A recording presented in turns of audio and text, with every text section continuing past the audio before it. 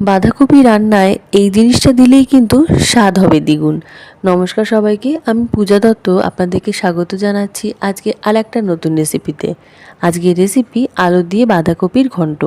প্রথমে বাঁধাকপিটাকে কেটে ভালো করে ধুয়ে সামান্য লবণ দিয়ে সিদ্ধ করে নিন, জল ঝরিয়ে রাখুন। এতে করে রান্না অনেক তাড়াতাড়ি হয়ে যাবে।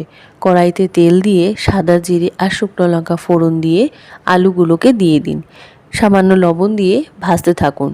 কিছুটা ভাজা হলে আদা আর কাঁচা লঙ্কা বাটা একসঙ্গে কড়াইতে দিয়ে দিন, আলুর সঙ্গে মিক্স করতে থাকুন।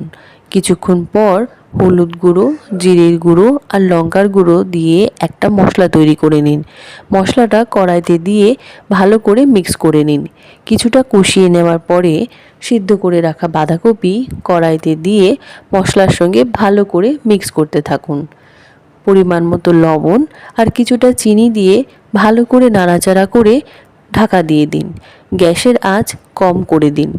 কিছুক্ষণ পর ঢাকনা খুলে ভালো করে নাড়াচাড়া করে নিন।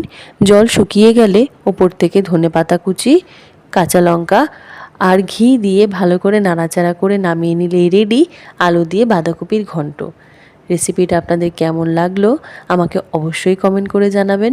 ভালো লাগলে অবশ্যই লাইক, শেয়ার আর এইরকমই নতুন নতুন বাঙালি রেসিপি পেতে অবশ্যই আমার চ্যানেলটাকে সাবস্ক্রাইব করবেন এবং ফলো করবেন। সঙ্গে থাকবেন।